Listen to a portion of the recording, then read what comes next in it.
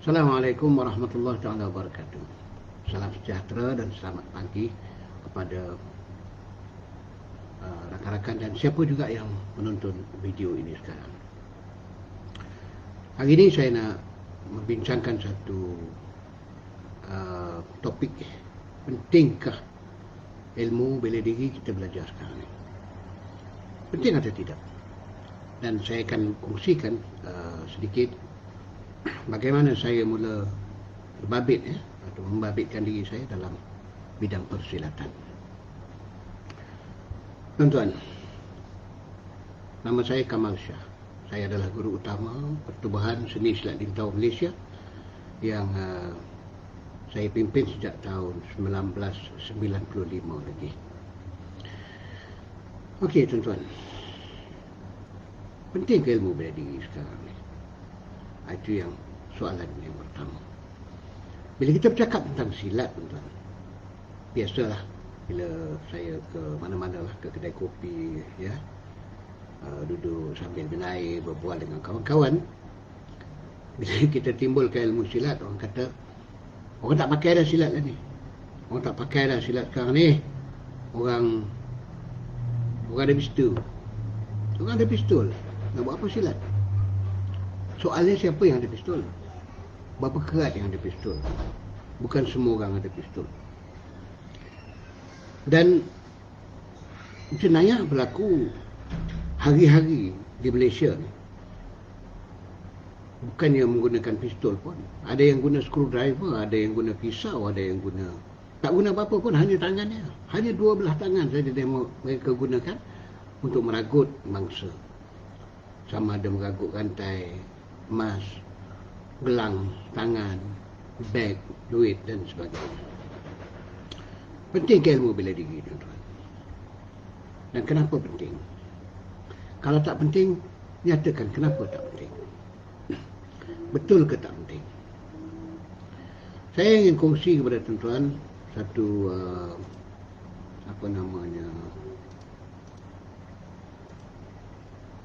peristiwa yang berlaku pada tahun 1973, sebelum saya belajar silat. Tuan-tuan, pada tahun 1969, bulan 11, abah saya meninggal dunia. Maka tinggallah saya, ibu saya dan kakak saya di rumah. Hanya kami bertiga, saya seorang anak lelaki. Kemudian tak lama lepas itu, oleh kerana mak saya tidak bekerja, maka kami mula menerima pelajar-pelajar UN, beberapa orang pelajar daripada Universiti Malaya yang mencari bilik untuk disewa. Dan semuanya perempuan, ya. Dan saya masih ingat Kak Fauziah antaranya, Kak Naha, ya, Raja Nora, Raja Rupiah, Kak Ha, ya, dan juga Kak Halimah, ya, Kak Halimah. Perempuan tu duduk rumah saya tu, sewa bilik, duduk rumah saya. Saya seorang lelaki-lelaki dan saya masa tu budak lagi. Okey. Tahun 73, tahun 74, tahun 72 gitu. Peristiwa ni berlaku tahun 72. Masa tu ramai orang perempuan dalam rumah saya. Saya seorang lelaki. Apa yang berlaku, tuan-tuan? Dalam pukul 2 pagi, lebih kurang pukul 2 pagi, saya terjaga dari tidur. Dan saya dapati bilik kosong. Sebab saya tidur satu bilik dengan mak. Ya, bilik rumah kami ada 3 bilik. Jadi bilik yang kedua dan bilik yang ketiga tu, bilik yang kedua kakak saya tidur dengan orang yang dengan seorang penyewa, dan bilik yang ketiga tu dua orang tidur situ. So masa tu ada mak saya, kakak saya dan 3 orang penyewa bilik, semuanya perempuan. Pukul 2 pagi saya terjaga dari tidur dan saya tengok bilik tak ada. Bilik saya kosong. Mak, bagaimana? Saya pun bangun, keluar pada bilik dan saya pergi ke dapur, tengok tak ada orang kat dapur. Bilik air tak buka lampu. mana mak ni? Saya pun tengok bilik kakak terbuka. Saya pun intai masuk dalam. Kakak yang perasan saya masuk tu, dia buat gitu. Dia suruh saya diam. Saya kata, apa hal? Diorang semua duduk dekat tingkap dan sedang mengintai sesuatu. Jadi saya pergi rapat. Kakak kata, jangan bising. Jangan bising, kata saya. Saya pergi tengok. Bersama-sama dengan diorang, saya intai dekat tingkap tu, tingkat naku. Saya intai dekat tingkat naku tu. Di dinding tepi bilik tu, mak saya dia suka tanam bunga. Jadi dia tanam bunga banyak kan. Bunga dalam pasu yang diletakkan atas stand dia, stand pasu. Kakak pun bisik kat saya, dia kata ada orang. Ada orang, dia nampak kelibat orang. Dan ada orang, dia kata, oh. Saya pun terus pergi dapur. Masa tu umur saya dalam 13 tahun. 12 tahun gitulah. 12 atau 13 tahun gitu. Saya rasa bukan 13.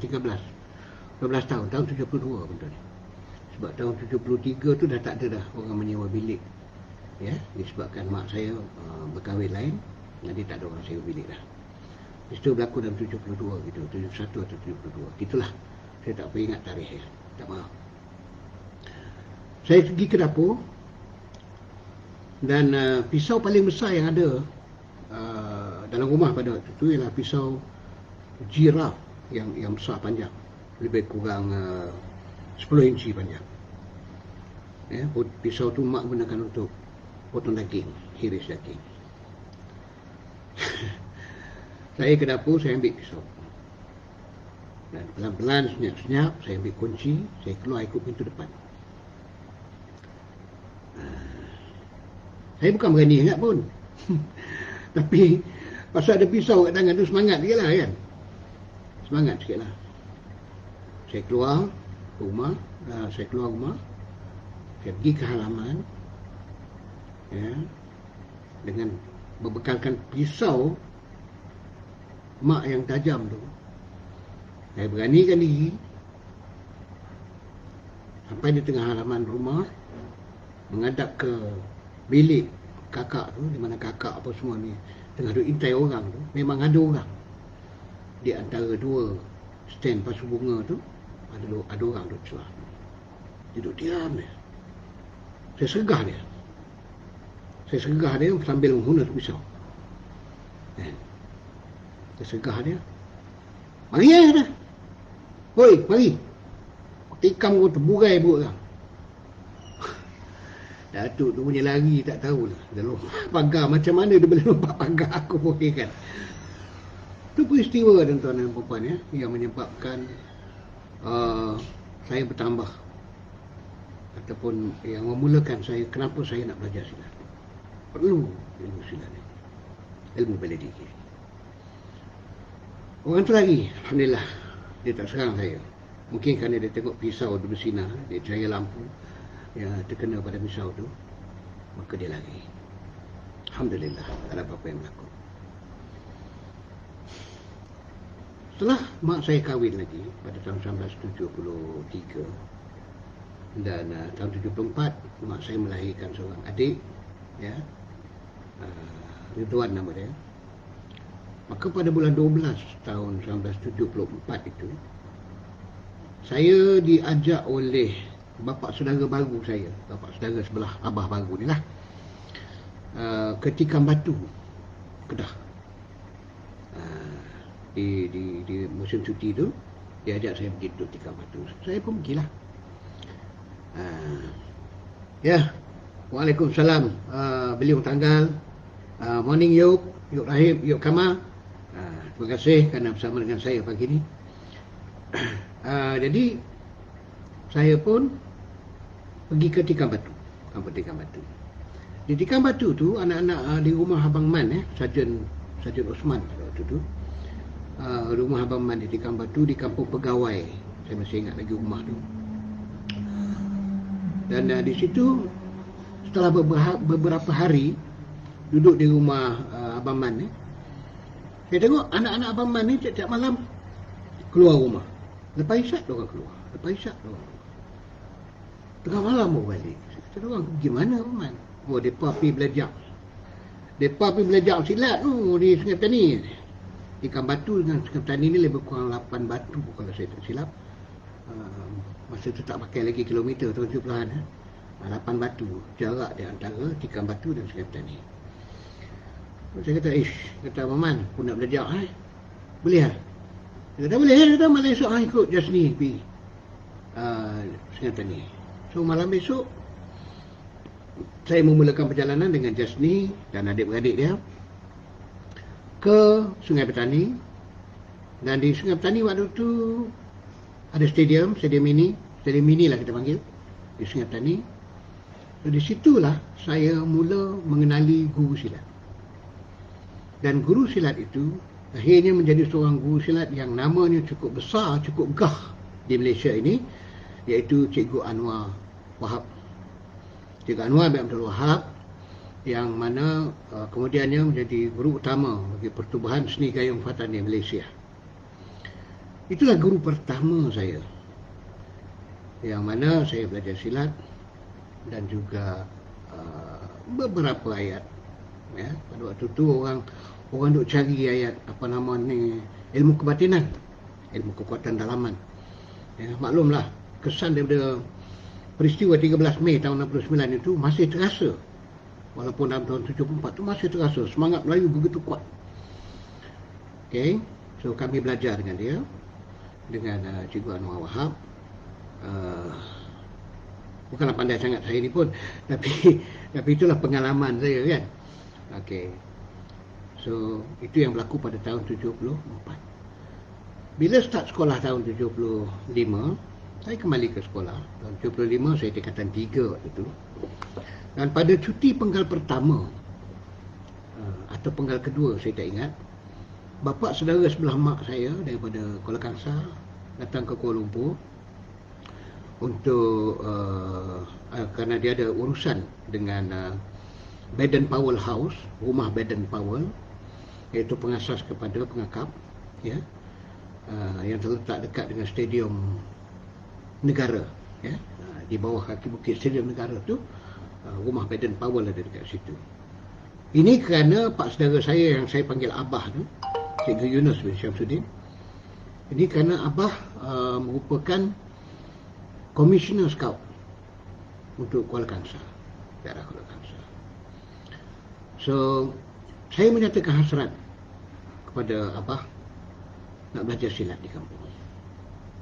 Abah kata kalau kamu nak belajar silat, kamu balik kampung bulan 12 nanti, cuti penggal 3, kamu baliklah kampung.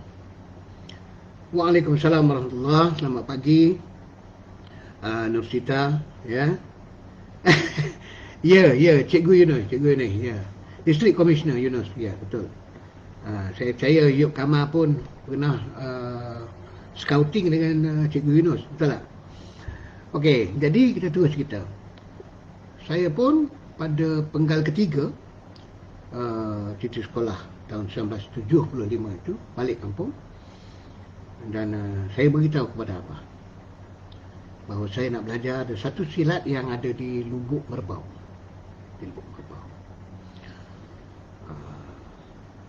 Abah tak bagi. Abah tak bagi saya belajar di Lubuk Merbau. Lepas tu saya kata dia, kalau tak boleh belajar di Lubuk Merbau, saya nak belajar silat gayung lah. Sebab saya tahu silat gayung ni ada di Air Kuning, tak jauh daripada Padang Asam.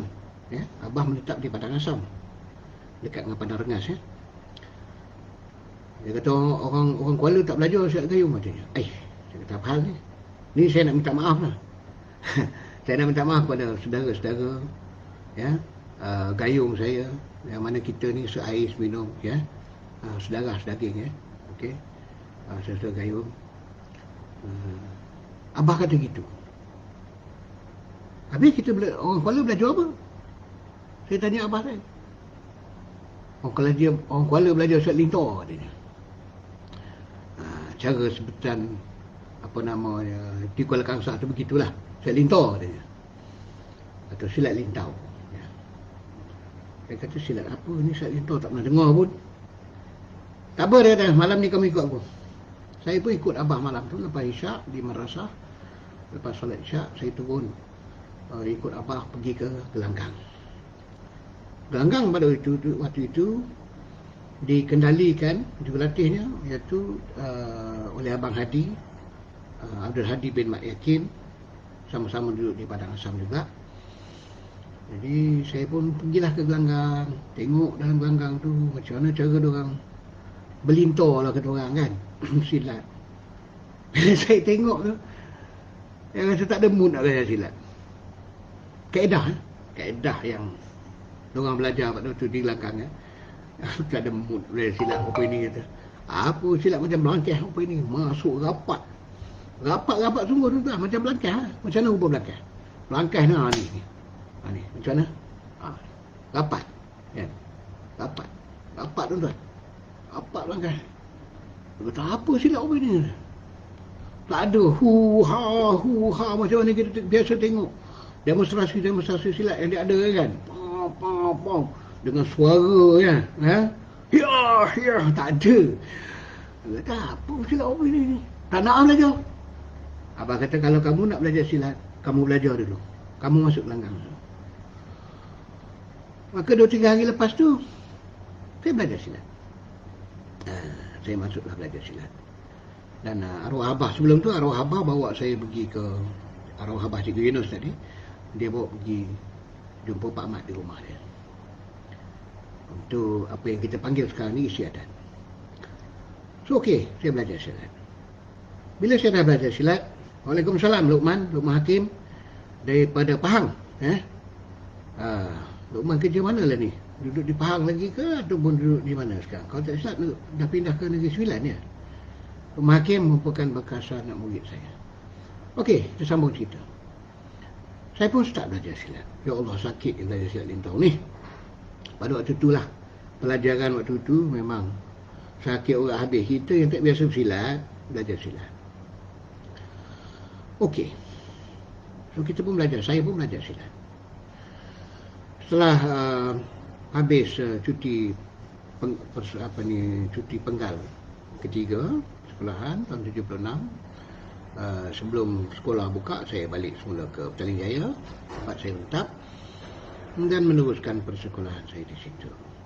Pada tahun 76 saya kembali lagi dan belajar lagi silat, dan begitulah juga pada tingkatan 5 saya belajar silat lagi. Now, bila dah belajar silat lintau ni, rasa lain, rasa minat tu lebih mendalam. Silat yang satu masa saya keji, saya kata apa ni macam berangkas, main macam ni. Akhirnya silat inilah yang saya bukan saja puji, tetapi yang saya bela sekarang ni. Ramai yang tak tahu sebenarnya sejarah saya belajar silat. Ramai yang tak tahu berapa kali saya ke rumah guru saya, Pak Mat. Ramai yang tak tahu.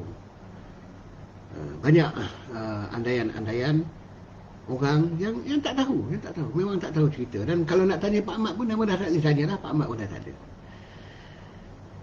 Okey. Arwah abah Cikgu Yunus pun dah tak ada.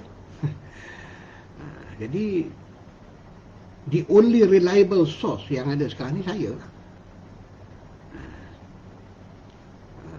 Dan ada juga beberapa orang lagi lah kalau kita cari. Dah tak ada dah pun dekat kampung. Ada yang duduk dekat Subang, ada yang duduk dekat Shah Alam, ya. Adalah 2-3 orang yang dah lama dah kita orang putus hubungan. Ada yang masuk polis, ada yang tak tahu di mana dah sekarang ni. Grup saya 18 orang belajar silat pada waktu itu, silat lintau atau silat lintau ni. Menurut guru saya, silat lintau ni berasal daripada lintar tanah tinggi katanya. Dia tak sebut lintau, dia sebut lintar tanah tinggi katanya. Saya kata lintar tanah tinggi, mana tanah tinggi ni? Dia kata Sumatera tu. Okey, habis cerita sekat tu, saya pun belajar silat. Dan kemudian setelah saya habis tingkatan 5, saya masuk tingkatan 6, 2 tahun, iaitu pada tahun 78-79. Setelah itu saya pergi ke India untuk buat homeopati. Sebelum saya ke India tu, saya belajar homeopati di Kuala Lumpur dulu dengan arwah Profesor Dr. Dali Muin. Kemudian saya dihantar ke India untuk melanjutkan pelajaran dalam bidang homeopati. Setelah saya balik dari India tahun 84, saya tak ada keinginan untuk mengajar silat ni. Niat saya belajar silat ni untuk diri saya, dan kalau anak-anak saya nak, saya akan bagikan kepada anak-anak saya lah untuk amalkan silat yang tahu ni. Yang tahu ni silat fizikal yang cukup kuat sebenarnya. Fizikal. Macam silat gayo, macam silat-silat lain lah. Okey. Saya cerita sikit tentang pengalaman saya waktu di India. Di India ni tuan-tuan, kita orang asing. Saya pergi ke India seorang diri untuk belajar homeopati ni. Mula-mula sampai, saya ke saya mendarat di New Delhi, di New Delhi, dan dijemput. Sepatutnya saya dijemput oleh seseorang di airport New Delhi, tapi dia tak datang. Akhir sekali ada orang bantu saya, bawa saya pergi ke High Commission di New Delhi, dan High Commission menghubungi pihak Student Islamic Movement of India, semua datang ambil saya. So saya diambil di pejabat kedutaan ataupun High Commission ke High Commission ni, Pesuruhjaya Tinggi Malaysia di India, dan saya dibawa ke markas Student Islamic Movement of India di Old Delhi, Delhi lama. Setelah itu saya bergerak ke ringkas cerita ni, saya bergerak ke Jaipur, naik kereta api dari Old Delhi ke Jaipur, dan daripada Jaipur saya ke di Jaipur itu ada student Malaysia, pelajar-pelajar Malaysia, dan ada seorang senior saya nama dia Amarjit Singh. Dia beritahu, kau akan belajar di Ajmer Homeopathic Medical College and Hospital. Okeylah, saya kata. Saya seorang pelajar Malaysia yang belajar di Ajmer Homeopathic Medical College and Hospital. College di Ajmer tu dia tak ada hostel. So saya terpaksa cari rumah untuk menginap, dan terpaksa beli basikal untuk berulang-alik ke college. Okay. Kita seorang diri. Bayangkan tuan-tuan, seorang diri. Walaupun ada pelajar Malaysia di Ajmer, tapi saya tak kenal lagi. Pada waktu itu saya tak tahu lagi ada pelajar Malaysia di situ. Seorang diri tuan-tuan, bila kita naik basikal, orang pegang kita, orang tahan kita kan. Samsing kampung lah. Samsing kampung dusun kata orang kan. Samsing kampung dusun, apa nama itu kan. Jadi, tapi mudahlah kita ada ilmu silat kan. Orang tak berani nak buat apa-apa dekat kita. Dah. So, saya pulang lah. Di situlah saya di Ajmer itu. Saya mula mengenali beberapa orang, antaranya Mohsen, seorang, saya tak ingat nama penuh dia, Mohsen, saudara Mohsen ini daripada Syria. Dia ada 3 orang pelajar Syria di situ, Sulaiman, Nabil dan juga Mohsen, yang sama-sama tinggal di Ajmer, belajar di Ajmer. Cuma mereka ni dia tidak belajar perubatan, mereka belajar, saya tak ingat apa dia. So, Mohsen ini merupakan seorang pelajar dari Syria ni, Mohsen. Dia adalah naib juara karate sedunia. Naib juara karate sedunia. Jadi kita orang selalu sembang tentang ilmu bela diri kan. Okey. Bila kita sembang tu, saya katalah silat lagi bagus. So satu malam apa yang berlaku ialah dia nak try saya. Saya kata okey boleh. Tapi kita main atas beam lah, dia kata. Kebetulan rumah sewa saya itu, kita orang semua menyewa rumah. Rumah sewa saya itu ada beam dekat luar rumah tu. So kita orang duduk atas tu, dia kata, kau nak main atas beam lah. Hebat sangat kau ni. Dia kata, aku tak hebat, kata. Allah lagi hebat. So kita try lah, main atas beam tu. 3 kali dia sepak saya, kali keempat dia jatuh. Dia jatuh dari beam tu. Beam tu tinggi juga, dalam lebih kurang 1 kaki. Okey. Jatuh dia tu. Maknanya ilmu yang Pak Mat ajar kat saya tu betul lah. Kan? Okey. Habis cerita dekat situ tentang India. Tahun 84 saya balik ke Malaysia. Saya menetap di Kelantan pada waktu itu sementara. Dan di Kelantan ada juga peristiwa yang berlaku. Ringkas ceritanya, 2 orang lelaki-lelaki nak cuba mengajar sikit kan. Dia nak mengintai saya dengan bini saya di rumah sewa kami. Lagi juga, lagi sudahlah, lagi terus ada kata something sangatlah kan. Lagi akhirnya kan. Baik. Adanya ilmu bela diri ni kita berani sikit. Sikit. Tak banyak, sikit je. Kita beranilah sikit kan. Maknanya ada cagaran pada diri kita ni, kita ada cagaran. Badan kita ni orang tak boleh nak sentuh, tak boleh nak buat orang lain.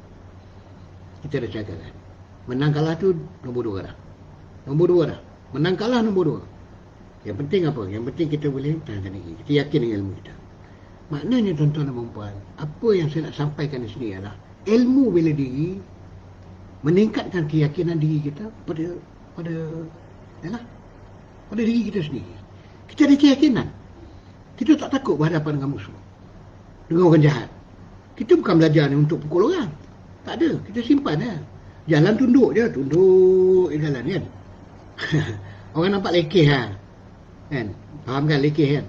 Kelantan sebut lekeh nampak lekeh memang lekeh pun. Tapi lekeh-lekeh pun sebab tu kata orang tua-tua, diam-diam ubi berisi dia. Duduk dalam bumi tu diam dia kan.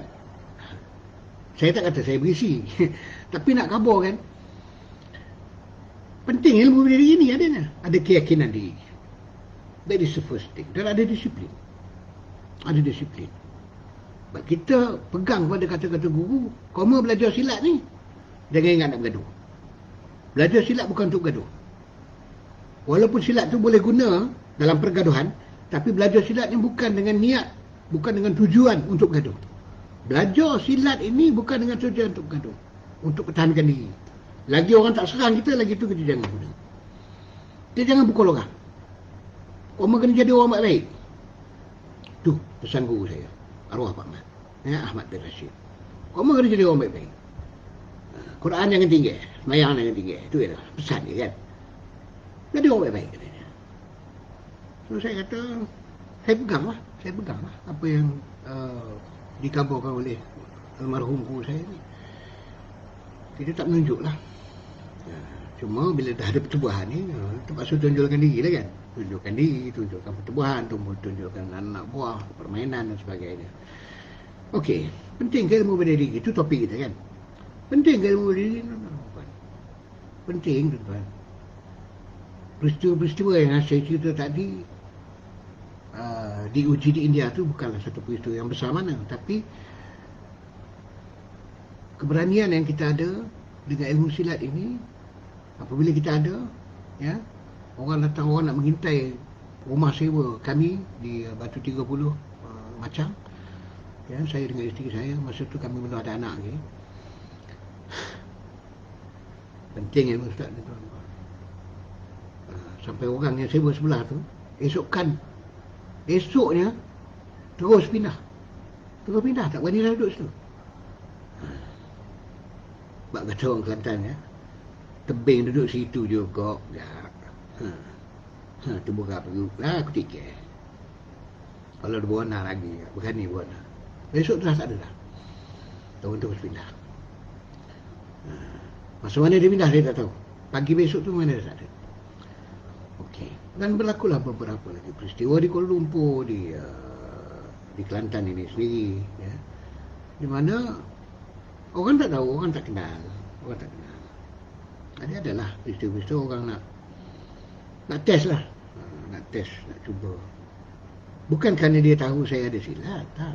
Tapi dia nak tunjukkan something dia lah. Tunjuk DP dia lah. Tunjuk je lah. Aku boleh apa kan. Lagi tak sentuh kulit aku, tak apa lah kan. Sentuh aku tak tahu lah. Tak jamin kan. Okey. Saya bukan cakap besar tuan-tuan. Tak maaf banyak. Saya bukan cakap besar tuan-tuan. Ya, dah tua dah pun kan. Tak larat kata orang kan. Tapi nak khabar kan, silat ni penting. Sebab apa tuan-tuan? Bila kita ada bela diri, kita keluar daripada rumah, pertama sekali kita ada awareness. Siap siaga tu ada. Kita keluar dari rumah, ikut sunnah, keluar rumah ni kaki kiri. Keluar rumah, Bismillahirrahmanirrahim, la haula wa la quwata illa billah. Itu yang diajar oleh Rasulullah sallallahu alaihi wasallam. Setelah kita keluar rumah, kita jalan, Bismillahilladzi la yadurru ma'asmihi syai'un fil ardi wala fis sama' wa huwa as-sami'ul 'alim. Dan kita kena sentiasa peka dengan keadaan sekeliling kita. Jangan jalan tu jalan macam zombie. Dia tak tahu apa-apa kan. Macam mana zombie jalan kan? Zombie jalan. Ataupun jalan pakai handphone. Jalan tu dengan handphone. Jalan tu dengan handphone. Duk WhatsApp. Duk chatting. Tengok video. Lalai. Tapi bila kita belajar silat, kita ada satu disiplin. Yang mana kita jalan itu, buka dada, jalan dengan yakin, tegap diri kita, dan mata kita. Mata tu kena sentiasa melilau. Ni yang melilau, bila aku sebut mata melilau ni. Sekarang ada lah yang kata melilau tengok Tina tu. Allah, betul. Bukan gitu tuan-tuan. Melilau ni kita kena siap-siaga lah. Kita tengok suasana. Ada orang datang ke dari mana. Of course belakang kita tak ada mata, kita tak tengok apa. Tapi sekurang-kurangnya kita tahu. Dengan ilmu bela diri ni kita tahu. Kalau tiba-tiba orang grab, tangkap kita dari belakang, apa kita nak buat? Kita tahu apa kita nak buat. Jadi kita ada kesiapsagaan. Pernah tuan-tuan? Pernah. Saya, anak murid saya pernah. Kan? Orang datang dari belakang kan? Dia nak cuit Dia nak cuit, tengok orang silat dari mana. Kan? Cuit kena. Tu dia benda. Cuit je habis. Ada yang nak selup poket daripada belakang pun ada. Makan siku juga pun. Itu penting ilmu bela diri. Sebab bukan saja kita ni, bila kita berjalan ada kesiapsagaan itu, kesediaan kita untuk membela diri, tetapi kita juga pada waktu itu, apa kata orang tu, selain daripada kesiapsagaan itu, kita sentiasa peka, mata kita melilau saat itu, kita peka, dan tindakan kita, respon kita terhadap apa juga percubaan, pantas, cepat. Maknanya kalau orang nak grab apa-apa, pum. Kalau kita lalai tuan-tuan dan puan, orang sempat grab, orang sempat tarik, orang sempat cekau, orang sempat ambil apa juga yang ada dengan kita. Kalau handphone lah. Kalau bag lah. Kalau rantai lah. Sebab kita tak ada kesiapsagaan itu, tak ada. Maka orang prok, ambil, tarik, habis. Kalau punya dengar sikit mic tu, sorry lah, pasal mic kat sini kan. Okey, ambil, habis. Kita tak boleh buat apa dah, kita jadi terkejut lah, kan. Orang tarik kau ni, kita buat, tak boleh buat apa. Tak ada respon. Tak ada respon. Bila kita tak ada ilmu bela diri, kita tak ada respon, tuan-tuan. Sedih, tuan-tuan. Tu yang jatuh, terembah kepala, terembah badan, ada yang patah, ada yang tercabut bahu, ada yang patah tangan, ada yang pecah kepala, ada yang pengsan, ada yang koma terus. Kenapa? Ada yang mati. Kenapa? Orang ragut. Di jalan dia, jalan tak ada benda. Sebab sikap, tuan-tuan, sikap kita ialah, alah, siapa nak buat aku? Siapa nak ragut aku? Siapa nak curi barang daripada aku? Siapa nak rampas handphone aku? Siapa nak itu? Siapa nak ini? Kita tak tahu, tuan-tuan. Bahaya dekat luar sana, kita tak tahu. Siapa yang nak buat khianat kepada kita, kita tak tahu, tuan-tuan dan puan. Tuan-tuan tahu ke bila tuan-tuan keluar rumah, ada orang menunggu. Bila kita pergi bank, keluar ada bank, ada orang menunggu nak rampas, nak ambil duit dari kita. Tuan-tuan tahu ke? Tak tahu kan? Begitu juga saya. Jadi bila ada segala kemungkinan, yang buruk, yang baik, bila ada segala kemungkinan berlaku dalam umpatan, kita kena siap sedia. Our mind must be, bukanlah nak kata fokus sangat kan, bukan nak kata ready. Kita mesti ready. Our mind must be ready to any event. Kita kena bersedia. Kalau kita tak ada kesediaan, tuan-tuan dan puan, kita yang kawasan. Orang yang tak ada ilmu bela diri dengan orang yang ada ilmu bela diri ni, dia ada beza, tuan-tuan dan puan. Orang yang ada ilmu bela diri ni, orang panggil ada pakaian dia. Manakala orang yang tak ada ilmu bela diri ni, dia panggil orang telanjang. Ibarat orang telanjang, tuan-tuan dan puan, tak ada pakaian apa. You are vulnerable, you see. Kita ni vulnerable kepada any attack. Apa juga cabaran yang ada di luar sana, kita ni terdedah. Bila kita terdedah kepada masalah, bila kita lalai, kita terdedah kepada masalah, di situ kita mungkin menjadi mangsa. Ramai yang menjadi mangsa tu begitulah. Saya nak cerita tuan-tuan dan puan apa yang berlaku beberapa lebih pada 10 tahun dulu lah, di Puduraya, ya. Siapa yang ingat Puduraya? Di sebelah jalan Fourth Avenue tu, dari Puduraya tu kan dia turun tangga, agak tinggi juga tangga tu kan. Ada satu orang perempuan umur 18 tahun, dan berita ni masuk dalam surat khabar keesokan hari atau 2 hari selepas tu masuk dalam surat khabar. Nanti tuan. Nanti. Sekejap lagi Tok Bas sudah cucu saya datang. Baik. Dia turun tangga tuan-tuan dan puan, sambil turun tangga tu orang ragut rantai dia. Budak perempuan umur 18 tahun. Orang ragut rantai dia. Budak universiti. Dia terus, masa orang ragut tu, dia terus buka silat dia, kunci, jatuhkan orang tu, lock, kunci terus. Budak tu budak silat cekak. Saya ingat lagi peristiwa ni di Puduraya tahun 78. Dia budak silat cekak.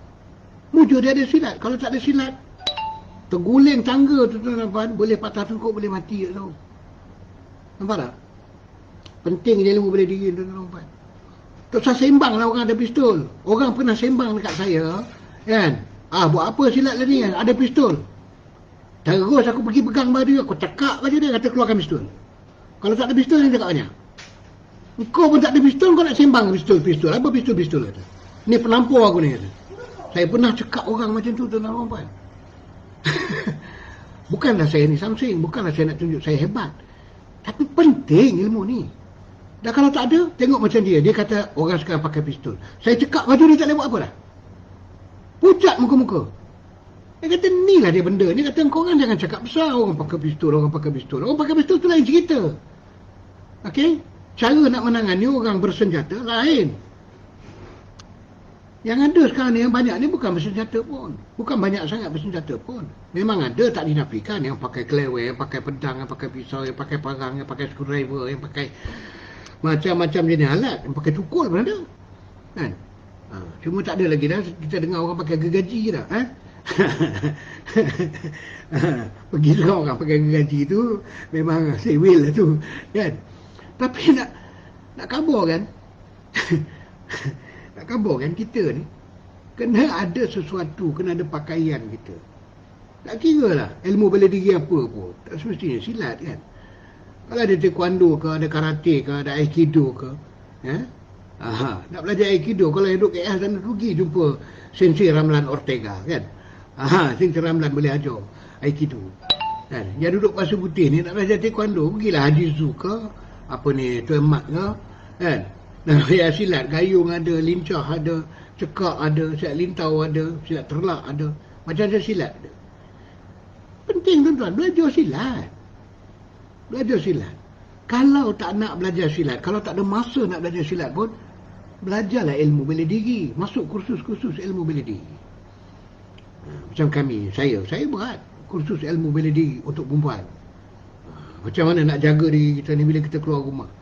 Macam mana nak ada kesiapsiagaan itu. Macam mana kalau orang datang serang kita. Macam mana kalau orang datang dengan pisau, minta beg, minta duit dengan kita. Macam mana kita nak buat. Kita ada ilmu-ilmu tu tuan-tuan. Ilmu bela diri ni kita boleh apa nama kata orang tu, kita boleh sebarkan pada orang. Kita boleh ajar. Khusus sehari, khusus 2 hari, khusus 3 hari. Ilmu bela diri kita latih supaya minda peserta seminar kita latih supaya minda dia sentiasa siap siaga. Keluar rumah dia dah ready dah. Mind dia dah set dah. Kalau orang pegang macam ni, macam mana nak buat? Kalau orang datang di belakang, macam mana nak buat? Kalau orang datang nak gagut, macam mana nak buat? Apa respon dia? Itu yang dipanggil Silat Response System, SRS. Di silat Lintau ni kita ada satu pelajaran dia panggil silat response system, dan dalam FB ni pun saya ada satu page SRS silat response system yang saya kendalikan, tapi dah lama saya tak aktifkan aktif dalam silat response system ni. Khusus bela diri kita buat, ya, dan kita boleh buat di mana juga kalau cukup peserta je, ya. Kita boleh buat di mana saja. Saya tawarkan kepada tuan-tuan, perempuan, siapa yang nak belajar boleh belajar. Bukan saja orang perempuan, tetapi lelaki-lelaki, bukan saja orang muda, tetapi juga orang tua, ya, warga emas macam saya warga emas, orang panggil kan, umur 60 dah. Semua orang boleh belajar silat ni tanpa mengira umur dan juga jantina, agama dan juga bangsa. Semua orang boleh belajar. Everybody can learn self-defense and take care of yourself. Okay. So setakat tu tuan-tuan perempuan, selama 36 minit saya sembang pagi ni. Sembang pagi orang panggil. Saya tahu ramai yang sibuk, ramai yang bekerja, ramai yang tak boleh lama tengok live. Alhamdulillah, lepas ni boleh tengok balik. So tuan-tuan dan perempuan, like kalau suka, share kalau berguna video ni, dan consider to subscribe di YouTube apabila video ni di upload di YouTube.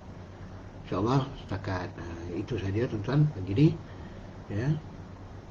Sembang-sembang biasa tuan-tuan dan puan, berterabur sikit sebab saya tak ada skrip, saya tak pakai skrip. Okay, saya tak buat skrip untuk live pada pagi ni. Cuma itulah, saya rasa saya perlu pesan-memesan di antara satu sama lain. Belajarlah ilmu bela diri tuan-tuan, ya. Belajarlah ilmu bela diri. Mudah-mudahan kita dapat jaga diri kita, ahli keluarga kita, apabila kita keluar rumah ke pasar raya, ke pasar, ke kedai mana-mana, kita boleh jaga diri kita dan keluarga kita daripada musibah yang mungkin menimpa kita. Auzubillahi min zalik. Sekian. Assalamualaikum warahmatullahi taala wabarakatuh.